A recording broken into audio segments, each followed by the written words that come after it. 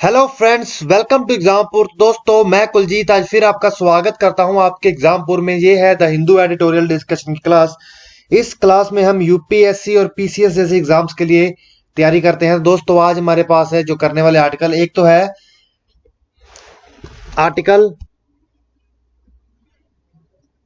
RBI के ऊपर है और दूसरा ये वाला टॉकिंग ऑफ कश्मीर। तो बात करनी शुरू करते हैं इन दोनों पर। दोस्तों, ये क्लास होती है रोज सुबह 5 बजे। और एक इंपॉर्टेंट इन्फॉर्मेशन की हमारे एग्जामपुर की ऐप को डाउनलोड करना मत भूलिएगा, जिसका लिंक नीचे भी दिया गया है और साथ में वो आपको प्ले स्टोर पे भी मिल जाएगी जब आप एग्जामपुर लिखेंगे। और हमारे जो कोर्सेज को सस्ती दरों में बेस्ट टीचर और बेस्ट कंटेंट और बेस्ट रिजल्ट के साथ दिया जा रहा है, उनको सब्सक्राइब कीजिए। दोस्तों, अब हम चलते हैं आगे। आता है टॉकिंग ऑफ कश्मीर। कश्मीर के बारे में बात चल रही है। दोस्तों, यहाँ पे राइटर कह रहे हैं कि देखिए, कश्मीर के मुद्दे पर सरकार को बात करते हुए कहीं ना कहीं पाकिस्तान के साथ भी संबंध बनाकर रखना चाहिए। तो यहाँ पे वो बात कुछ इस प्रकार शुरू करते हैं कि सेकंड टाइम ऐसा हुआ है कि गवर्नमेंट ने डिसीजन लिया है आर्टिकल 370 के ऊपर। चाइना की बात कर रहे हैं। देखिए, सबसे पहले बताओ हुआ क्या। चाइना ने यूनाइटेड नेशन सिक्योरिटी काउंसिल में फिर कश्मीर में जो हो रहा है उसके ऊपर रेजोल्यूशन लेके आए हैं कि इसकी बात यूनाइटेड नेशन में उठाई जाए। तो लास्ट ईयर अगस्त में ये आर्टिकल 370 की बात उठाई थी। उसके बाद इन्होंने फिर ये मुद्दा उठाया है यूनाइटेड नेशन के अंतर्गत, और जिसका प्रोटेस्ट किया है न्यू दिल्ली ने। और रिस्पॉन्स में गवर्नमेंट ने ये भी कहा है कि बीजिंग को, जो कि चाइना की राजधानी है, उसको बचना चाहिए ऐसे मुद्दों से जो कि यूनाइटेड बायलेटरल इश्यूज हैं। क्योंकि देखिए, जो दिल्ली जो शिमला अकॉर्ड था उसने इसको बायलेटरल इशू बना दिया था कि पाकिस्तान और भारत अपने आप सॉल्व करेंगे, ठीक है। और भारत को कहीं ना कहीं, भारत इसको कहीं ना कहीं कहता है कि देखिए, दोषी कहता है चाइना को कि वो पाकिस्तान का साथ दे रहा है। और न्यू दिल्ली रिस्पॉन्स में यही पॉइंट कर रहा है कि जो ओवरवेलमिंग मेजोरिटी थी सिक्योरिटी काउंसिल में, कि इसको आप अपोज कीजिए। हालांकि इस जो मुद्दा दोबारा चाइना ने यूनाइटेड नेशन सिक्योरिटी काउंसिल में कश्मीर का उठाया, उसको किसी का सपोर्ट भी नहीं मिला और कोई रेफरेंस भी नहीं मिली। तो इसके बाद दोस्तों, अब बचता क्या है। वो कहते हैं कि इंडिया का जो कास्ट रेस्ट है 1972 में शिमला अकॉर्ड हुआ, जिसके अंतर्गत इंडिया और पाकिस्तान ने यह तय किया कि कश्मीर एक बायलैटरल इशू है, द्विपक्षीय, हम दो पक्षों के बीच में ही करेंगे। और यहाँ पे चाइना रिपीटेडली कहता है कश्मीर सिंस लास्ट मैच की includes an aborted attempt in December is unconstructed and will impact India China bilateral relation। ठीक है दोस्तों, it is also unlikely to push the government which has already defied several international calls for friendly countries।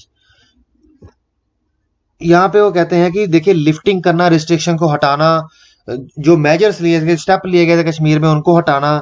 Given that new Delhi बचता आया है, जो भी तिब्बत में China करता आ रहा है या फिर जियांग में करता आ रहा है या हांगकांग में करता आ रहा है। हालांकि ये बीजिंग के लिए, चाइना के लिए अनफेयर है कि वो इंटरनेशनल स्टेज पर इंडिया के खिलाफ उस प्रकार बहरा कि हालांकि इंडिया बच रहा है, लगता है इंडिया की भी जरूरत है कि इंडिया कुछ करे। तो यहाँ पे वो कहते हैं कि वाइल चाइना का मूव कहीं ना कहीं अनवारंटेड था, अनवारंटेड ही होते हैं इनके मूव, अनुचित होते हैं।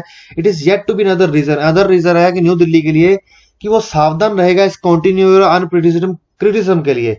प्रायर टू अगस्त वो कह रहे हैं कि लास्ट टाइम कश्मीर का इशू रेज किया गया था United Nation Security Council format में 1971 में। इट हैज सिंस, तब से ही twice within a period of 5 months. ये उसके बाद से ये 2 बार पिछले 5 महीने में उठाया जा चुका है।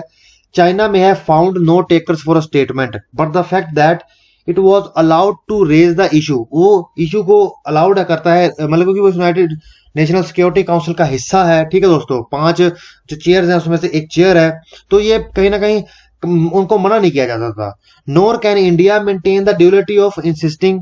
ठीक है, वो कहते हैं कश्मीर के जो बायलैटरल इशू है, इसके साथ कहीं ना कहीं बायलैटरल टॉक्स इसको पाकिस्तान के साथ भारत को रखनी चाहिए। यहाँ पे ये कह रहे हैं कि गवर्नमेंट को नॉर्मलाइजेशन की तरफ पुश करना चाहिए, जो कि पाकिस्तान के साथ टाइज हैं उसको लेकर, और जो रिस्ट्रिक्शंस जम्मू कश्मीर लगाई है उसको हटा देना चाहिए और गवर्नमेंट को डिसाइड करना चाहिए तो रिव्यू डिसीजंस। ठीक है दोस्तों, और गवर्नमेंट ने वैसे भी जो पॉलिटिकल प्रिजनर्स थे उनको रिलीज कर दिया है और 2G कनेक्टिविटी रिस्टोर कर दी है।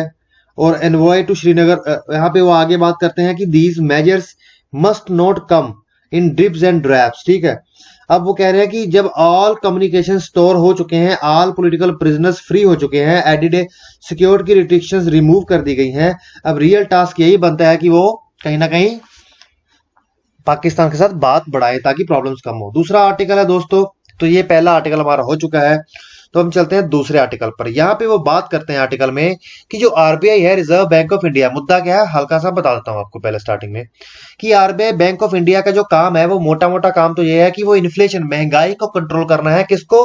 उसके हाथ में जो हथियार है उसको इस्तेमाल करते हैं। क्या हथियार है उसके बाद में? ब्याज की दरों को ऊपर नीचे करना, ठीक है।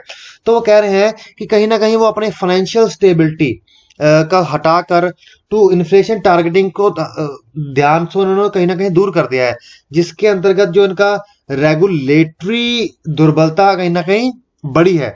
यहाँ पे वो बात करते हैं कि जो इन्फ्लेशन की बात अब दोबारा उठनी शुरू हो चुकी है। जब इन्फ्लेशन की बात दोबारा उठनी शुरू हुई है तो यहीं से हमें पता चलता है कि हमें क्या बात करनी है, कि सेंट्रल बैंक का रोल क्या है, इन्फ्लेशन को एडजस्ट करना, जो कि उसका ऑब्जेक्टिव है। एस्टैब्लिशमेंट वो कहते हैं some of the world's oldest central banks was inspired by the goal of maintaining financial stability, ठीक है, क्योंकि ये वर्ल्ड का एक ओल्डेस्ट बैंक्स में से आता है और इसका गोल ही था फाइनेंशियल स्टेबिलिटी को मेंटेन करना, इसको रिकॉग्नाइज करना था कि जो भी प्राइवेट कमर्शियल बैंक्स फेल हो जाते हैं, या तो वो उनकी गलतियों की वजह से, किसी भी प्रकार की उनकी गलती हो, उससे दो प्रकार की चीजें होती हैं। पहला तो उसमें ट्रस्ट लोगों का उठ जाता है, और दूसरी तरफ कहीं ना कहीं फाइनेंशियल सिस्टम को भी बहुत ज्यादा झटका पहुंचता है। वो कहते हैं दूसरा तब होता है जब ये मतलब अलग अलग स्थितियों में ऐसा होता है। वो कहते हैं इन द क्राइसिस दैट, इस तरह के क्राइसिस में यहाँ पे कोलैप्स हो जाता है क्रेडिट का, ठीक है दोस्तों, कहीं ना कहीं इकोनॉमिक एक्टिविटी में भी डाउनटर्न आता है। तो इसको अवॉइड करने के लिए सेंट्रल बैंक कहता है कि lender of last resort, one that could preempt, ठीक है दोस्तों, this was to be accompanied by the adoption of a tough regulatory stance, this was necessarily as knowledge. वो कहते हैं कि क्योंकि जो आरबीआई है वो, उसका तो रोल ही ये है कि अगर किसी के पास भी देने के लिए पैसा ना हो तो वो पैसा दे, और साथ में लेंडर ऑफ लास्ट रिसोर्ट, मतलब अगर किसी के पास भी पैसा देने के लिए नहीं है, या अगर बैंक्स के पास पैसा नहीं है, तो ये आरबीआई ही है जो पैसा अलॉट करवाता है। यहाँ पे वो आगे कहते हैं moving the goal post, moving the goal post में वो कहते हैं India had earlier pursued a multiple indicators, India ने मल्टीपल इंडिकेटर्स अप्रोच को परस्यूड किया है। बैलेंस ऑफ पेमेंट की बात हुई है। Development in economic theory discourage such catholic by arguing that having economic activity as an objective of monetary policy lead to higher inflation, ठीक है दोस्तों, क्योंकि वो कहते हैं कि देखिए कहीं ना कहीं जो इकोनॉमिक थ्योरी का डिस्करेज की बात यही करते हैं कि ऑब्जेक्टिव है उसका मॉनेटरी पॉलिसी का, जो कहीं ना कहीं हायर इन्फ्लेशन को कंट्रोल करना ही होता है, ठीक है।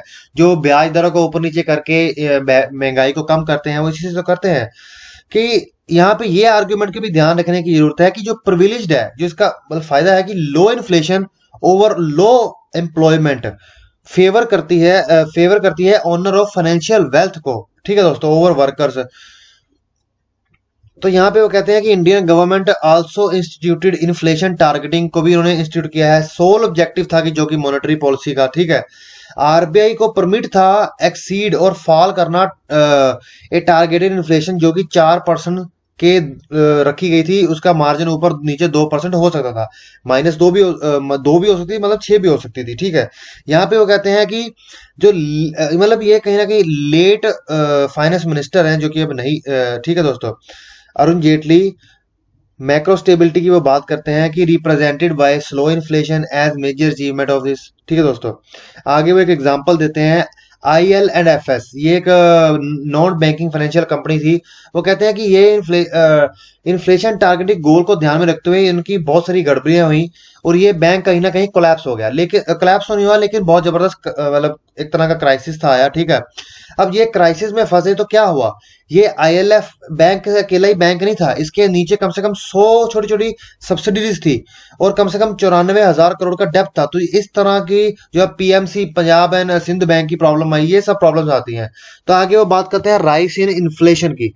राइस इन इन्फ्लेशन में वो कहते हैं कि रेगुलेटरी इन्फर्मिटी, ठीक है, दुर्बलता को ध्यान में रखें, अगर हटाएं तो आरबीआई का जो स्पेकुलेटरी काम है, वो कहते हैं कि 7% द इन्फ्लेशन रेट इन दिसंबर, वो कहते हैं कि देखिए यहाँ पे ठीक है, हालांकि पैनिक करने की जरूरत तो नहीं है, क्योंकि ठीक है महंगाई बढ़ जाती है, ये सीजनल महंगाई भी हो सकती है। ठीक है दोस्तों, सबसे पहली बात तो ये कहते हैं, वो यहाँ पे ये भी क्वेश्चन रेज करते हैं कि efficacy of inflation target as a means of, यहाँ पे आगे वो कहते हैं कि inflation led by rising prices of food stuff.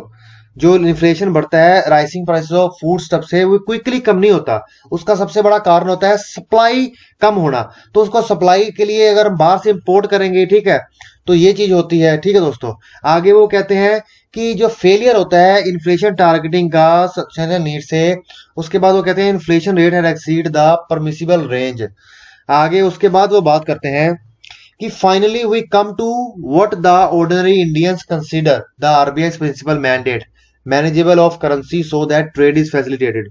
The central bank has the monopoly, central bank के पास कहीं ना मोनोपोली है इशू करने की नोट्स को। ठीक है, अब एब्सोल्यूट शॉर्टफॉल हुआ था स्मॉल डिमोनेटाइजेशन नोट्स का, जब बाजार में पैसे कम हो गए थे। तो वो कहते हैं कि बाजार में, बाजार क्या है, जहां पे व्यापार होता है, चाहे वो हिंदुस्तान के किसी भी कोने में हो। आरबीआई गवर्नमेंट को showed themselves to be entirely out of touch ही शो किया विद रियलिटी से। क्योंकि जो 1000 के नोट बंद करके 2000 के नोट लगाए थे, वो कहते हैं जो स्मॉल लेबर होती है, जो 500 लेबर मिलती है, वो कहाँ मतलब छोटे नोट्स की दिक्कत आती है। तो यही कही बात है, उनके कहने का मतलब कुल मिला के यही है कि जो इन्फ्लेशन टारगेटिंग इनका मेन मोटिव है, उससे कहीं ना कहीं ऊपर नीचे होना कहीं ना कहीं फाइनेंशियल दुर्बलता कहलाती है। क्योंकि अगर बैंक ध्वस्त होते हैं तो बहुत कुछ ध्वस्त हो सकता है। तो दोस्तों, इसी के साथ मैं आपका एग्जामपुर में आने के लिए थैंक्स करता हूं, और हमारी क्लास को ज्यादा से ज्यादा शेयर कीजिए, और दोस्तों हमारी सारी क्लासेस को शेयर कीजिए, और हमारी एग्जामपुर की ऐप को, जिसका लिंक नीचे भी दिया गया, और प्ले स्टोर से भी आप डाउनलोड कर सकते हैं एग्जामपुर लिख के। और हमारे जो कोर्सेज है सस्ती दरों में बेस्ट टीचर, बेस्ट कंटेंट और बेस्ट रिजल्ट के साथ दिए जा रहे हैं, उनको भी सब्सक्राइब कीजिए। Okay friends, bye bye.